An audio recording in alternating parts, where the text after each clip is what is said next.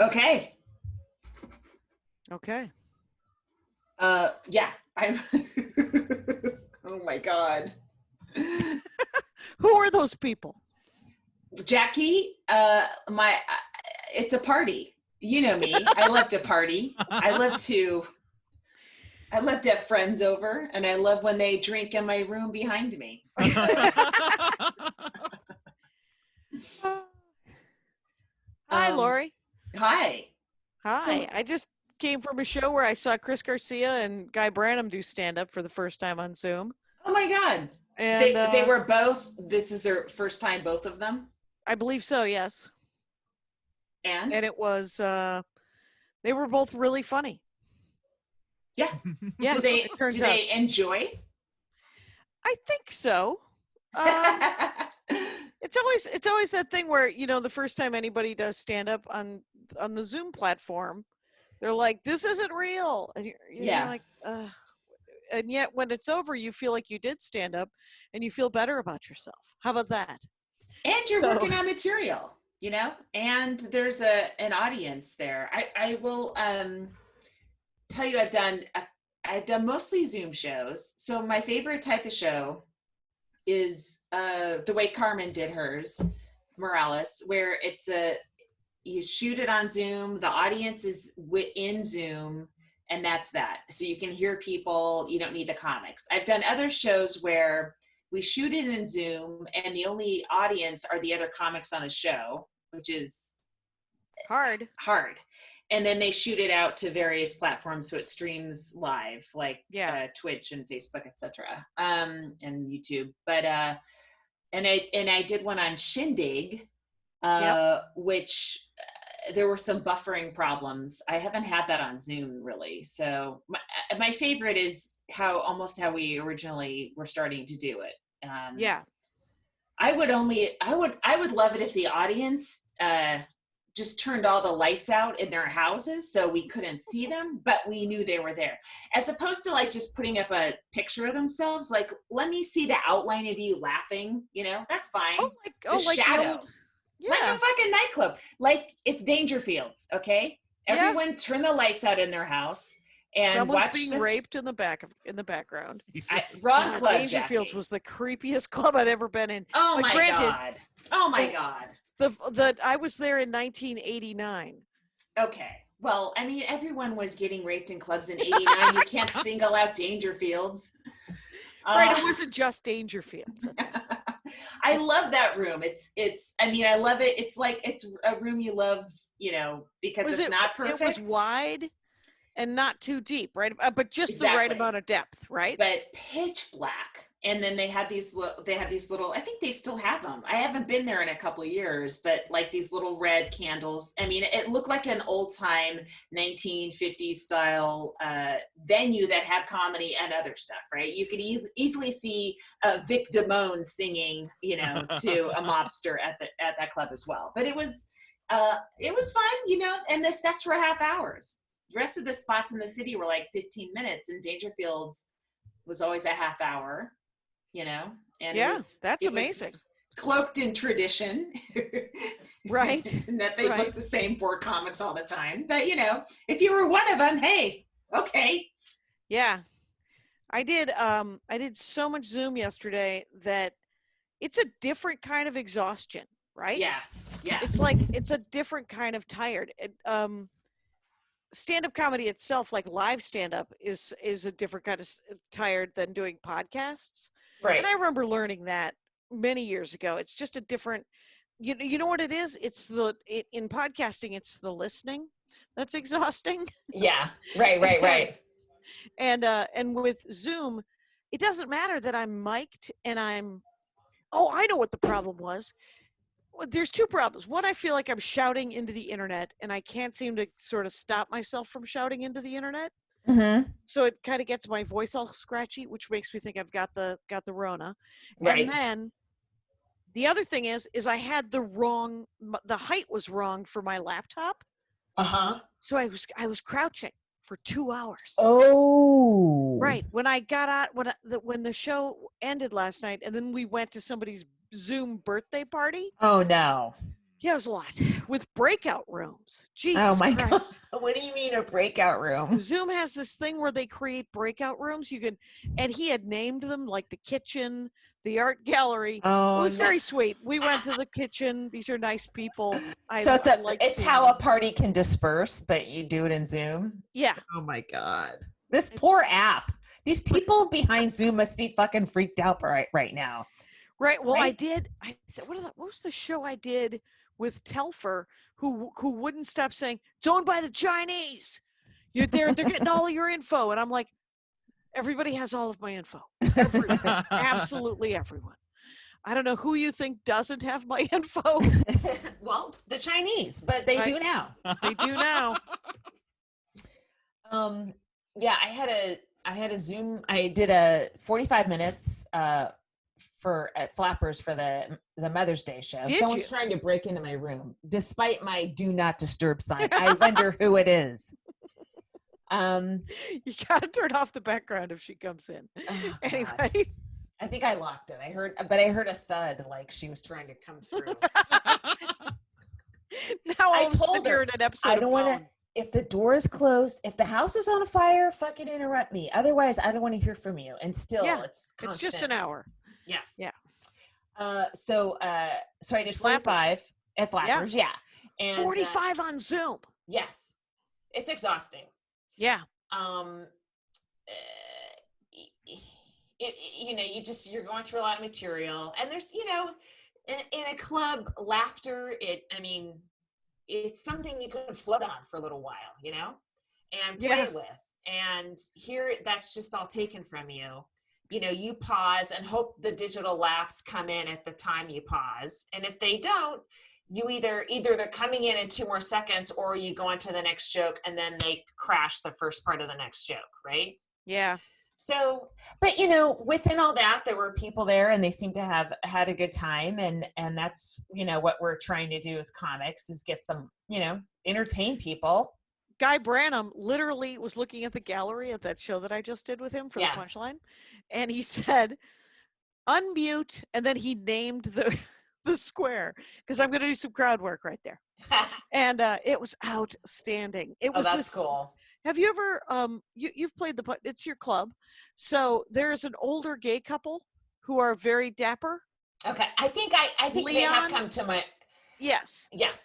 And they were at the show a half an hour ago. Awesome. And I was like, I know those guys. They're super sweet. They're really, and they always bought merch. God love them. And Guy Branum was like, look at these 2 older gentlemen. These 2 older gentlemen is what having no children and being in a same-sex relationship is. You have enough money to have this apartment. Look at that. Oh my God. And it was a gorgeous space that they were in. We got to keep those guys safe. However, they got in early in San Francisco real estate. They said they've been together almost 30 years. Wow. Yeah. And Guy was like, so you've been through 2 pandemics together. And you're like, Jesus, that's dark. That's rough. That's a good one, though. It's a great one. That's a classic. Guy Branum. So I did that one, and so it was fine. It was fine. It's just I hadn't done that much time on Zoom before, and I'm thinking about doing a real long one this week, just because I have all the different chunks, and I keep using sort of a couple of lines throughout in each of the 20s that I'm doing. I have to just sort of commit to where that joke goes, and to do that, I have to do 50 minutes. Right. And I'm like, I'm not saying that you can't put yourself on mute and do dishes, or sit there and knit while you listen to me work on this 50. I'm just saying, I hope there's people who would want to hear me do that 50. It's hard to just sit and look at a computer for that long. No matter, even if you're a huge comedy fan and a fan of the person, it's it's tough. But I gotta work on I gotta put the set together, right? Yeah. Yeah. But get this. So I did the Hofstetter, Ben Glebe. I'm spacing his name. It's called Normal Things, or Normal Place, or Nowhere. Yeah, the Nowhere Club. Okay. I did one of their sort of a short set, right, today. And then the rest, and it was an hour and a half. It was 90 minutes. and there were 2 comics doing 5-minute spots. And the rest of it was morning radio. What? Yeah, they were essentially just riffing. Oh. And it was actually, I mean, it's people who know how to riff. I mean, so it was, and parts of it were fun. I got to pull like masks and I mean, it was dumb, but it was actually really funny at certain points. And somebody in the chat room tagged my my cock ring joke, and I was like, I'm taking that. I'm using that. That's mine now. Yeah. You know what? It doesn't matter where it comes from as long as it gets to you. Right, and that's what I say. And it isn't another comics joke that they're also working on. So it does kind of matter where it comes from then. Yes. Yeah, then it matters. Yeah. I just wanted to make sure that the younger comics that are out there, hey man, it matters a little bit. I got it on the internet. Nope. And I said, I'm taking that. I'm using that. That's great. And yeah. So I was pretty psyched about that. That's cool. So after Flappers, I had a little break, and then I did a Mother's Day show for QED, where we did our thing in Astoria. We did a Jackie and Laurie live there. Remember? Yeah. Yeah. So Cambry was having a fundraiser for the club, because they're also delivering groceries and shit that no comedy club really wants to do. Right. I reposted that. They're like, hey, we're going to be there at 9 a.m. We will deliver if you spend more than $35 or $50. I know. Otherwise, come by, pick up some groceries because we got groceries. And then also these books. And then she was listing books. So yeah. Yeah, I did. Well, I did get a comic out in the middle, further east of us, who emailed me and asked me to do a benefit, and I said, "Of course, it sounds like a lovely." And then she said, "Well, can we use your Zoom account? And do you have a ticketing agent that you use?" Oh my God! And I was like, "No, I'm already helping Acme Comedy Company Home Club. I'm already exhausted," and I said, you can't ask that of me. And she goes, and she wrote me right back, and she goes, I hear you. I'm so sorry. And I was like, good to hear. You can't ask that of me. You can't ask that. Because there's a limit. Because I might say yes, and then I'm overwhelmed. And then you hate the person. Right. Like I don't want to end up hating anybody. Hate is very stressful. Yeah, so that was cool. And then I kind of wanted to stick around because I liked the comics that were on Cambry's show, but I'm like, I can't keep looking at Zoom. And I'm going to I have to do a podcast with you. I just said, I can't be here in this space anymore. I got to go. Adios. Right. Well, I left the meeting, which was the Punchline show, walked out into the living room, and I was like, oh, that's so great. And I'm like, and I walk into the kitchen and I look at the clock and I'm like, oh shit, I was supposed to be there at 9:30, and which is when we're doing this night because it's Sunday night. By there you mean where you already were, right? But 2 rooms away, in a breakout room. I made soup this week and yogurt. The yogurt turned out better than it has. Wow. The yogurt is coming right along. It could be a little thicker, but I'm psyched. That's cool. And then I made a barley lentil soup. I know. That was very polite of you to go, oh. That sounds awful. I know. Do you want to do a break? It seems already? Does it feel early? We're at 14 minutes in. Yeah, let's not get too optimistic here. It's going to be a long haul. And we're back, you guys. Oh, did we do a break? Yeah, we just did. Okay. I hope it's not us talking about us. Did you hear about that? Oh yeah, that there was an ad for our show and our show. Yes. Good. Well, that reminds people to listen to us while they're listening to us. Good. I swam this week. I started swimming again. Where? My pool. Oh, there you go. Mm-hmm. Good for you. Is that why you were looking for a lane, Mark? Oh, well, that's out of my price range. So I have the house I have, it has a very old pool in it, probably built during the Vietnam War. I mean, the LBJ part, not even the Nixon part, right? But it works. Yeah, it's it's a body of water. Yeah, it's a body of water. You were looking for like a rope, weren't well, you? Listen, Jackie, I'll get to it. Okay. We're at 15 minutes. There's no need to leapfrog the story ahead. Okay. No, true that. So I didn't want to swim in it because I never swim in fun pools, party pools. I've always been like, to me, that's like for a comedian to go to a comedy club on their night off.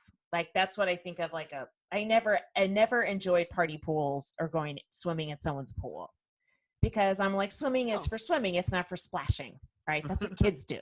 Okay.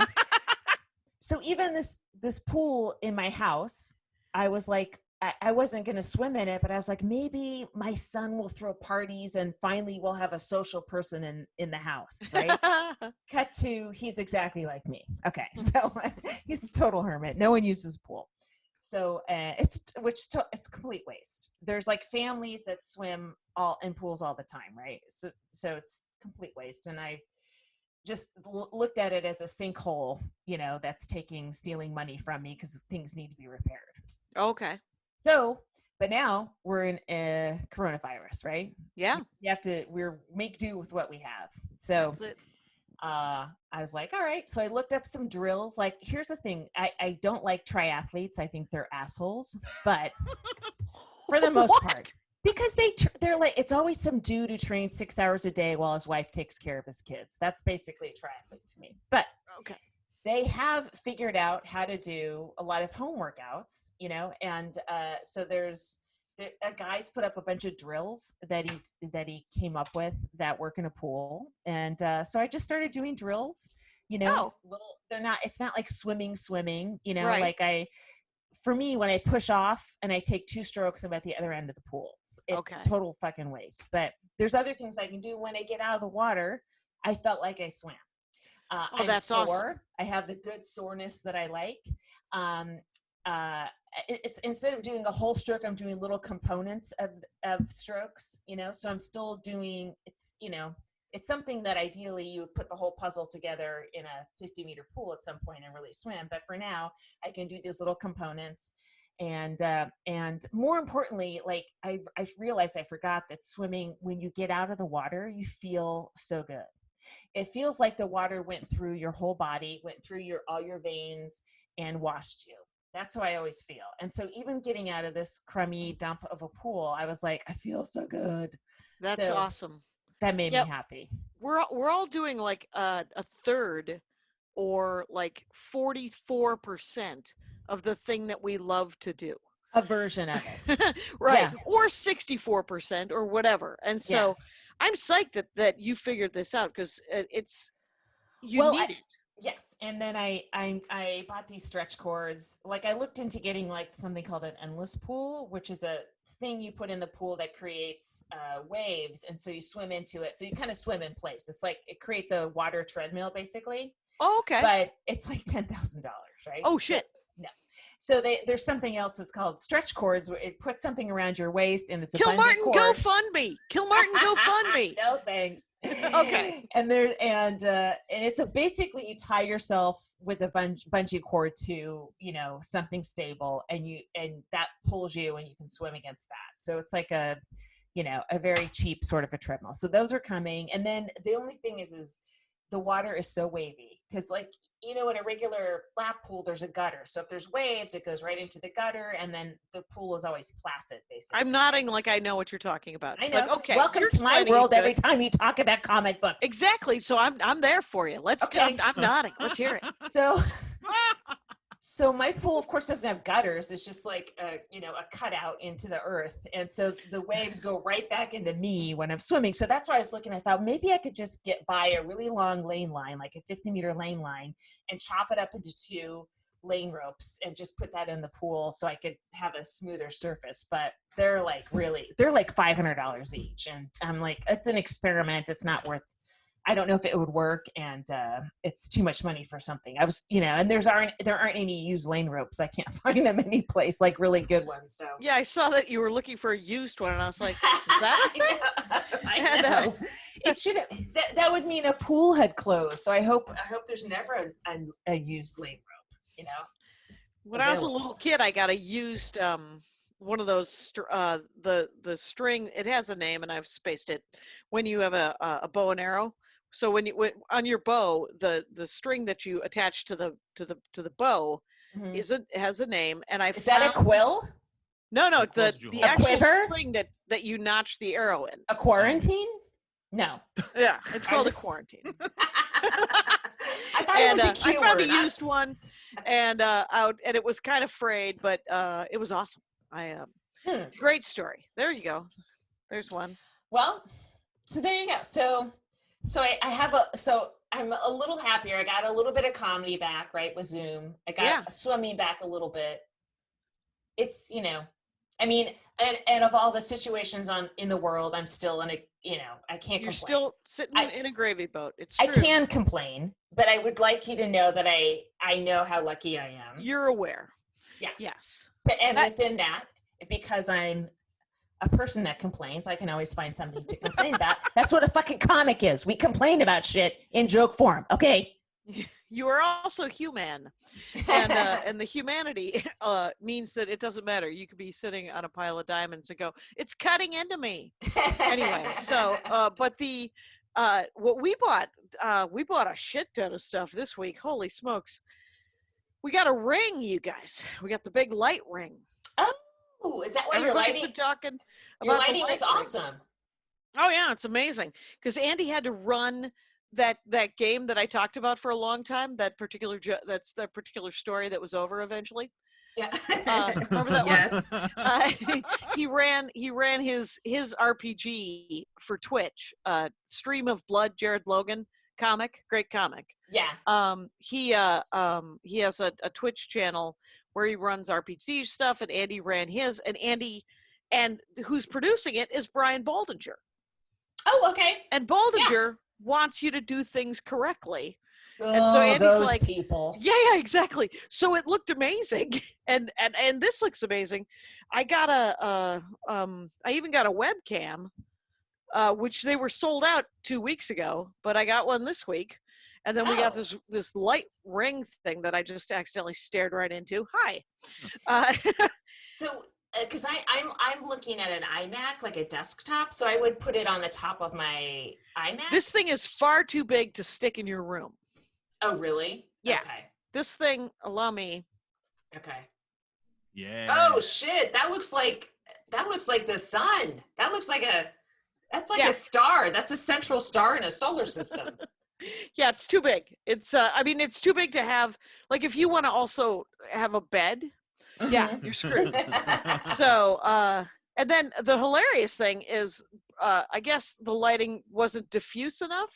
So Andy took an old lamp, and then that thing is, and then took the lampshade off, and then put bent a hanger and put a Swiffer in front of it, so that it would diffuse the light. Wow. Yeah, he has MacGyvered this. That's really cool. Yeah. Well, you look way more relaxed than you did before in previous podcasts, I might say, and shows. Well, yeah, last night first of all, I did that thing that I do at clubs, forgetting that I also spend an hour getting back after, because what that is I drank a pot and a half of coffee. And most of that pot was cold brew because my brother Phil sent me a cold brew maker. When you said drank and pot so close together, I was like, oh my God. She fell off the wagon. She fell off hard. Oh my God. Okay. What a disaster. Talk about all of the money going away. The crazy, so yeah, no, I drank a pot of coffee, but now I drink a pot of coffee and I do and last night I did 3 shows. Yeah. But then I go to bed and my brain would not turn off. Oh, sure. And my body, because I was standing incorrectly for hours, was in so much pain. So I took a bath, but then my brain still would, and I was like, is there anything you can do? And Andy was like, I could read to you and then you would fall asleep because it's me just reading. And I'm like, yeah, do that. So I mean, so I slept really good last night, but I was a mess, a twitchy mess. And then I'm all scratchy voiced again, but I got to remember it's because I yell into the internet. Mm-hmm. Yeah. I have fewer shows this week. I was glad to get this Mother's Day thing over with because it hit in the afternoon on a Sunday afternoon. Yeah. When I just like to spread out legs and arms akimbo on my bed and listen to my fake pond. Right. Gurgle away. Aren't you doing the Punchline next Sunday? I am doing the Punchline next Sunday, yes. And I'm also doing a podcast next Sunday as well. Not even ours. Oh, man. I've triple booked myself. Right. Maybe we could do ours on Saturday. Yes. Good idea. Yeah. Just because this is hard, actually. It is hard. To do too many of them in a row. I'm doing Acme again. I did 2 shows last night. We're selling them out. That's amazing. I got my first check. Hey. From the one that I did with Tommy Ryman and Andy Erickson. They take, you know how like a comedy club, they pay I don't know. Why would I know? Mm-hmm. They pay the comics out of the food and beverage money. They don't pay it out of the ticket money. Yeah, you said that last week. I didn't realize that either. Yeah. But I mean, so whenever the money comes in, that's what they right, have so available. There's going to be a 2-week lag on these on these gigs. So the first week was Tommy Ryman and Andy Erickson. The second week was Pete Lee and Greg Coleman. And then last night was Mary Mack, who has a new show on Hulu. Really? Yeah, she has a cartoon that she's in called Solar Opposites. Oh, neat. Yeah, and it's a cartoon done by the Rick and Morty guys. So they wrote it so that Mary Mack would swear a lot, which is hilarious because she does not swear. That's great. And then it was her and Tim Harmston and me last night. And then the upcoming is going to be Erica Rhodes and John DeBoer. Wow. Jeez. Yeah. Mm-hmm. John DeBoer? No, DeBoer was not John Doerr, right? John DeBoer? No. John DeBoer is a Minneapolis headliner guy. Yeah. Did he have COVID or I thought no. Okay. I'm thinking of somebody else then. Okay. Speaking of MacGyver, he called me today to talk about how, he was like, "What? How are you? You got a mic and you always sound so good on the Zoom shows." And I was like, "Well, I bought this Focusrite thing, and I bought, essentially, I now have a home. I have a studio. I did one show this week out in the garage room. I did my show where Winter Spears got to do 10 minutes in front of me. Cool. And yeah. And again, I think it was like 50 people, middle of the afternoon. I gave everyone 2 hours notice. Oh, and that's cool. I did 35, 40 minutes working on the album. Cool. And Winter did the open spot. And it was great. But I did it out there and it was 95 degrees. And I don't have I have a fan, but I can't have a fan going. No. Well, I tried to do. So it was warm. Yeah. But I will say that room is all been painted white because it's all brand new drywall. Mm-hmm. And so I got to use the background like you have. And that was cool. Fun. Yeah. In Studio Ghibli, you should tell the man boy. Yeah. That Studio Ghibli has backgrounds for Zoom. Okay. For Miyazaki movies. Okay, cool. Yeah. I'm assuming he'll understand those words. I've been watching Black Clover a lot. Like we watch 3 or 4 episodes a day now. Nice. And I love it. It's I watched really the good. First 3 episodes of that Japanese TV show that you told me to watch. Oh, Jiri Haji? Yeah. Did you like it? Yeah. Well, there's 5 more episodes, so right. Get on it so that we. What's happening? Right. Well, it's I'm not very good at binging. So. Oh, okay. Yeah, right. Yeah, I have to watch Dead to Me, and that just came out season 2. That's Liz Feldman's show. Oh wow. Yeah. And she won she won Emmys. She won all the Emmys last year for the first season, and then what else? I'm finishing up Better Things. Have you been watching Better Things, Pamela Adlon show? Oh yeah. Fuck, it's good. You're not It's watching just really Mrs. good. America, are you? I'm doing that too, but it's coming out once a week, so I'm not. It's not bingey. My friend Ebony is working on that, and I was like, I'm so sorry I lived through that. I can't possibly watch. I'm sure it's amazing. The acting, I'm sure, is amazing. Well, we were little. We didn't completely live through it. We were little girls, and it's like those people were institutions when we were coming up, right? And they were cast as like feminists, and I kind of like was raised to distrust that whole scene, you know, the ERA. I was raised to hate Phyllis Schlafly. Interesting. Yeah, I was raised, and there was a lot of discussion about Shirley Chisholm. Is that? Yes. Uh-huh. Yes, and there was a lot of discussion about all of these people, and I vaguely remember all of it and going, all right, and just soaking in that, you know, some people were right and some people were wrong, and some people thought women were people and other people thought women were chattel, and both of those kinds of people were women, and it was very disappointing.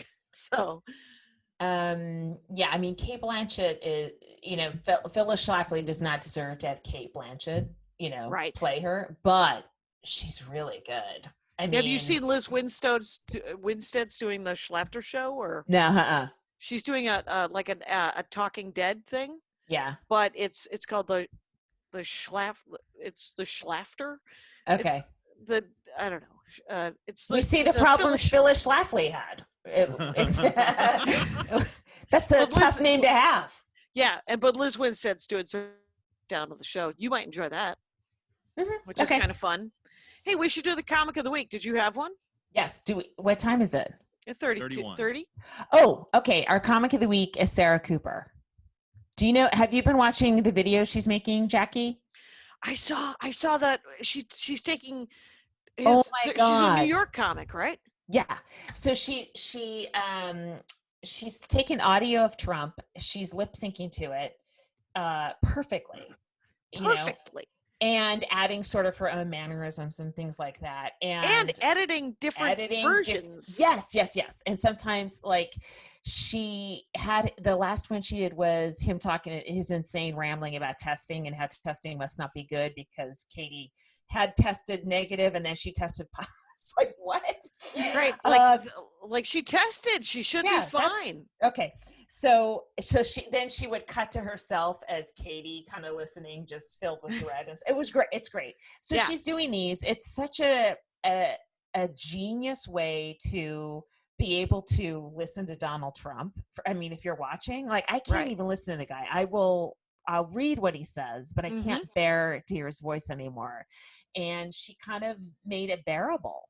Just because if it's coming out of her face, which also helps. And there is always that reaction. The reaction makes it. Sarah Cooper, what's her handle? What's her Twitter handle? It's Sarah Cooper is at Sarah CPR. Sarah with an H? Yes. Yeah. CPR as in CPR? Yes. She's breathing life into America with these videos. Yay! Good for you, Sarah Cooper. I want to see you do stand-up. So yeah, check her out. She's great. That's awesome. I had a show Friday, a little fundraiser show for Flappers people, and then I had to jump off early because then I had another show after that. But are you doing 10s on those? 5 to 10? Yeah, no more than 15 usually. But yeah, I've been doing 5s, which I'm like, I kind of like a 5 now. I like a 15. No, well, I mean, I still I like a 5 and I like a 20. Quite honestly, those are my two favorites. Sure. Yeah, it's weird because if you're on the West Coast, the shows kind of are all around 6 o'clock at night, so they're all kind of hitting, you know, as the sun is setting and stuff like that. But it's weird because then by 8:30, you're like, I'm wiped out. I have 3 shows. I'm tired. Right. But it's so early. It's so strange. Yeah. It's really strange. Thursday, I'm doing a Doug Culp show. Do you know that guy? I don't know. I think is from. I'm going to space it. Doug, you're a delight, and I think you're from Seattle. And never ask But if I know somebody on the podcast. I Remember, keep doing that. you keep so doing sorry. it. I am the devil.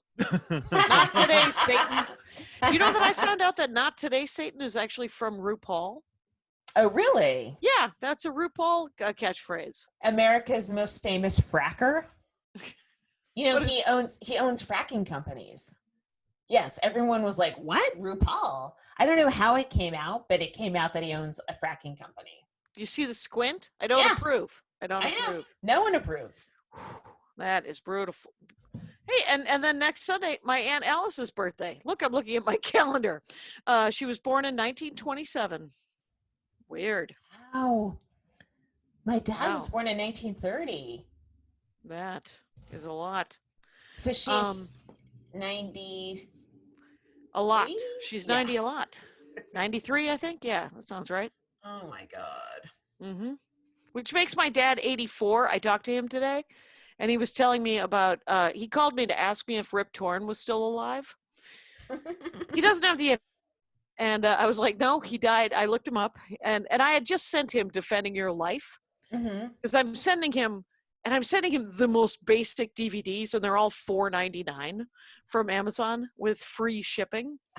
And so I apologize to the Amazon workers who have to fulfill my father's DVD needs. And I'm like, and Dad, when you're done watching it, just leave it in the hall of your old people apartment building, and someone else can have a Blu-ray. Will also get to pick that up with their grabber, and then they will get to watch it on their DVD player. Does Blu-ray play regular DVDs? Yes. Because I have some DVDs I was gonna, throw away. I could mail them to your father. You could, oh my God. If yet another pretty blonde woman talked to my father, he would lose his damn mind. He actually said to me 2 days ago, he's like, tell Maria that she should call me. And I was like, I'm not doing that, Dad. Well, Jackie, I'm not blonde anymore. I don't know if you've noticed, but nature, it's coming back. It's like the dolphins are returning to Venice, and the roots are returning to me. Are the dolphins returning to Venice? I thought that in the Venice canals they had some dolphins. Oh, that's neat. Yeah. Speaking of hair, Andy ordered a pair of clippers, and he said to me today, "Will you cut my hair?" And I said, "No, I won't." Not without watching many YouTube videos. And I was like, because will you cut mine? And he's like, with clippers? And I said, sure. What do you think? If I shaved all of my head, do you think it would come in stone cold white? It might. Don't do this. Just because of the shock. Jackie, just let it grow.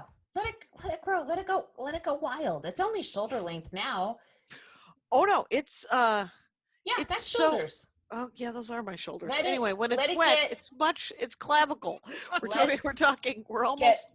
Let it go to your areola. Yes. Yeah, that's what and then. Remember Janelle Monáe's great line, "Get off my areola." It's such a great line. You've referenced it before. I think you're obsessed with her. It's one of the great. I mean, I only have 4 or 5 musical references. I was. I was listening. The Punchline had music before the show, and I wanted to ask who it was, but I didn't want to ask who it was, so I Shazammed a Zoom meeting. Really? And it was someone named Betty something. That's a great story. Okay. But we are almost at 40 minutes, so we got to do what we got to do here. We do. Were you at all involved in the Chrissy Teigen, Allison Roman tiff on Twitter? Did you? No, but I did look up who those people were. Right. So some good came out of it. Right. I didn't really figure out who is Allison. So she, again, I didn't know this either. Right. So she's a food columnist. She's one of the many people that are cooking on Instagram and, releasing recipes, etc. Sure. And so she did an article where she criticized Chrissy Teigen and Marie Kondo for selling out. Meanwhile, she's sort of trying to sell out herself. It was it seemed like just regular bitchy shit. Like here's what I missed. I didn't pick up on. And what Twitter kind of blew up about was she was picking on women of color. And I was like, oh yeah. That didn't. No, you just thought it was just sort of the women on women crime that we've been told exists in life, when it was actually racial. In the 11th hour, I mean, that's what it is, right? Because she is a white woman saying, right, and she's doing the same fucking thing, right? So yeah, and then plus sometimes when people turn into celebrities, then it's just celebrities on celebrity, and I don't, so it didn't feel like going after an underdog, but then as I started reading and going down into to all the rabbit holes of threads and stuff, I was like, oh, this is fascinating. I'm not a foodie, but apparently though the white woman sort of grasping other cultures and sort of making them palatable for white people, that's a thing, and the people from the other cultures are understandably fucking pissed about that. Yeah, justifiably angry. And that was what I didn't know who either of those two people were, and then I went and looked at it, and then I saw that it was there was racial talk, and I was like, oh well, I could be taught. What happened? And so it looks like you had the same experience. And but it is interesting, because the first thing because it's like when people say I don't see race, you're like, well, you wouldn't. You're white. Yeah. So why would you see race, right? Yeah. And but when it's happening, and it wasn't just happening to someone black, it wasn't just happening to someone Asian, it was happening to a spectrum. Congrats. It was everybody not white. So she wasn't also like who's white? No. It was two Asian women, because Chrissy Teigen is Asian. Yes. Yeah, it's great. How do we? I genuinely don't see race. It turns out I have that face thing where I can't see fucking anybody. I guess I'm the worst. I think I think one of her parents is white, and the other is from Thailand. Her mom might be from Thailand, and then Marie Kondo, of course, is from Japan. Okay. But it's somebody tweeted, I don't know who it was, but it was like on Twitter, every day somebody's a character and your only goal is not to be it. Right. So that day it was this lady, Allison Roman, and I was like, it's weird to not and it's also strange when you stumble into like 3 million threads about somebody and you're like, who the fuck is this? How do so many people that I know who she is and no one's mentioned her to me, or I've never heard of her before? It's so strange. Yeah. But hey, it's quarantine, so we have the time to really jump in on these things where otherwise we might have just waited for that moment to pass on Twitter. Right. There's been a small flurry of gentlemen who clearly lost their houses after the crash of 2006, young white men, or younger than me, that are mad at me for not knowing that. You are getting actually, super that's vague. Not true. Wait, it's one guy, right? It is one guy. Okay. Remember this thing that happened? Kind of. Put it in the chat. I'm going to put it in the chat. And wait. Oh shit, will this get recorded? No, it doesn't. I checked. Okay. All right, thanks. Yeah, the chat doesn't get recorded. Oh, okay. Yes. Okay. Yeah. So it was just and and the thing is he's usually not an advocate of.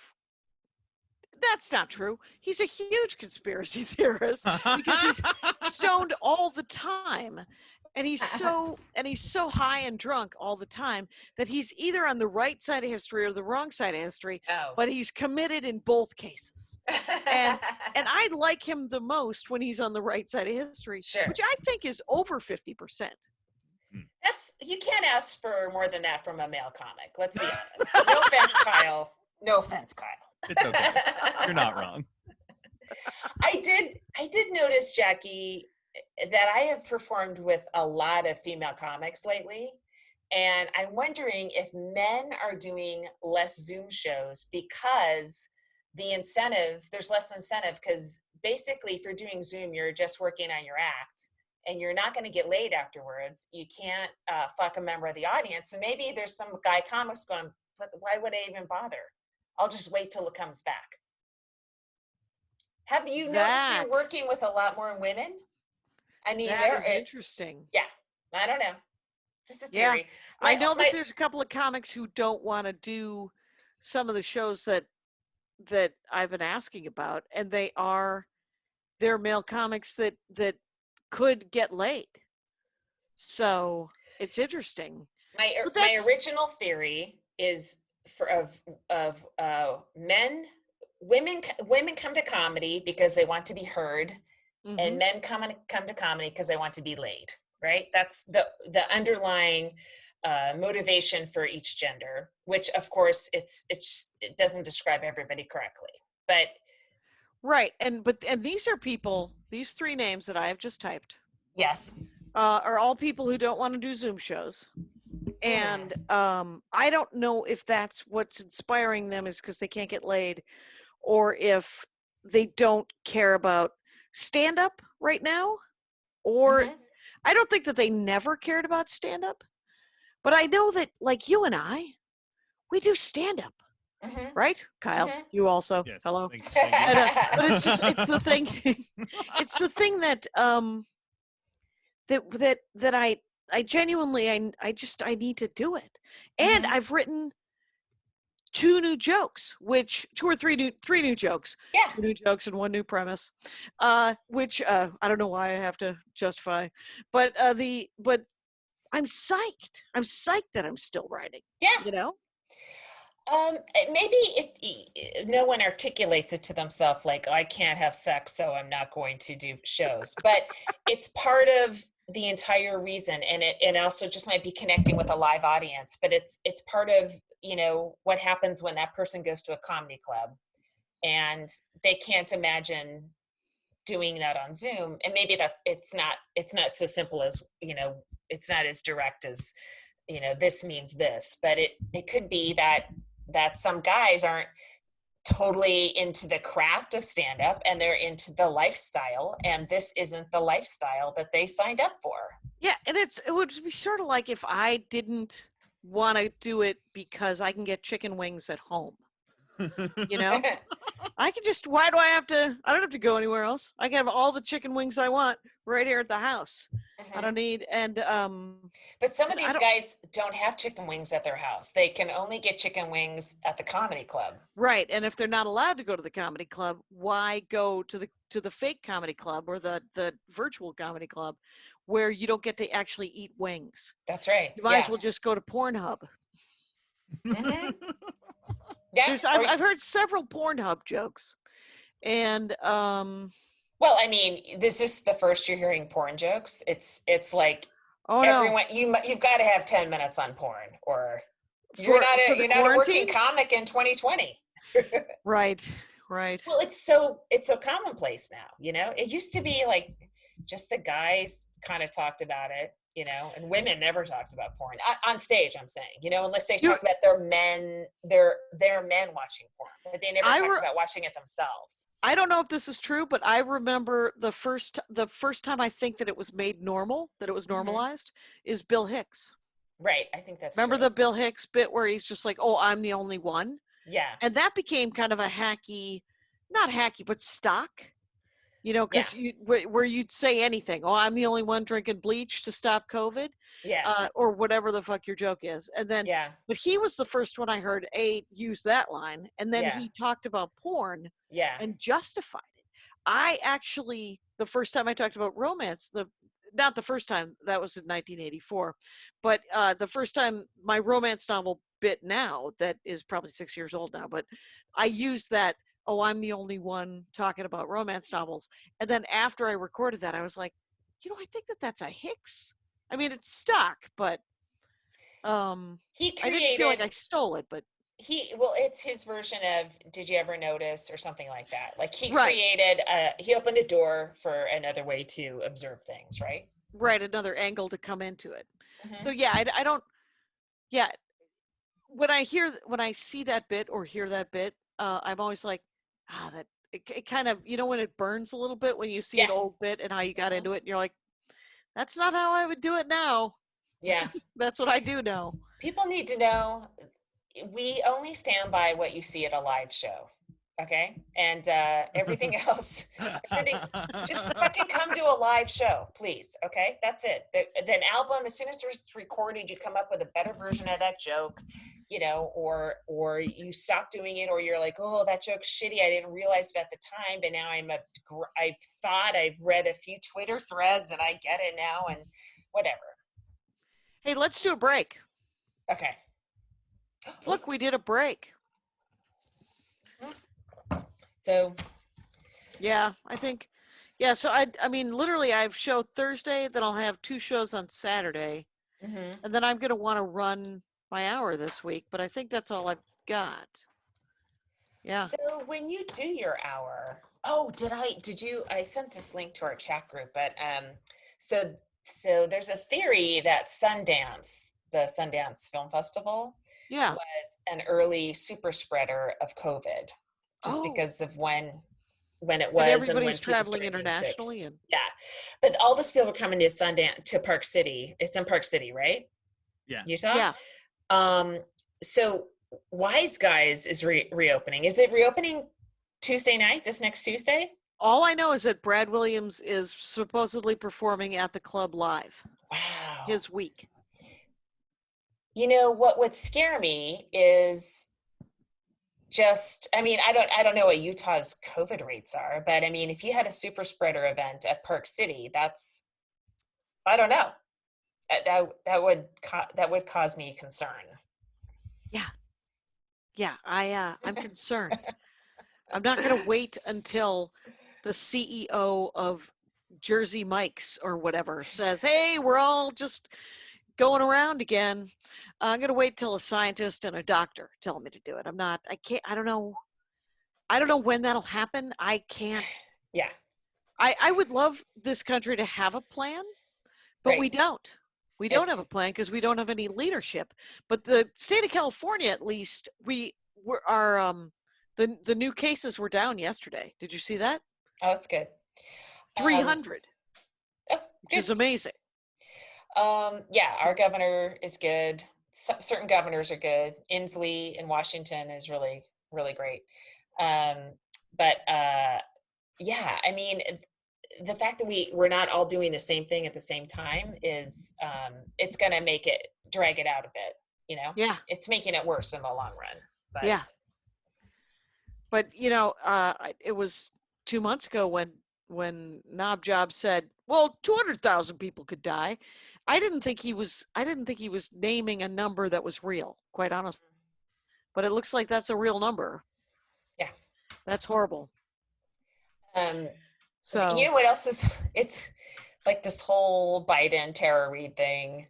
I don't even know, like, he's probably going to be the nominee. I don't see the Democratic Party just, flipping and having a brokered convention and going for somebody else, right? She's sort of been, she's not the greatest witness. You know what I mean? And like, the thing is can I just say this? I read a great comment today, which was, believe all women doesn't mean disregard other information. It's not, women are people, and some people exaggerate and some people lie and some people have an agenda and other things. It doesn't mean that Joe Biden isn't an elbow squeezer. I would be very surprised to find out that he was not. Well, yeah, her story is kind of credible to me, but I also, there's, like, if Christine Blasey Ford was like the perfect witness, right? She did not want to come forward. She was dragged out of it, and she testified under oath. She kind of did all the things right, where you're like, if you don't believe her, you've got a fucking problem with women, right? Yeah. And then Tara Reid is not but she's not. she shouldn't. I mean, she shouldn't have to be perfect. Exactly. You can be a flawed person and someone did something to you. The only thing is like he doesn't have a history of going that far with anyone else, right? There's not like other. Right. It's not. It's people aren't coming out of the woodwork now. Yeah. You know, like 25 people. He's a groper for sure. He's like this club owner to me. Oh, you know who, what's happening right? here? Little petty squeezy kind of fuck. That guy, right? Oh yeah, yeah. Okay, but yeah, he's that guy. I would be shocked if that guy was actually also fingering people, you know what I mean? Like going that, which is quite violent. You know, finding a way to do that. So I don't know.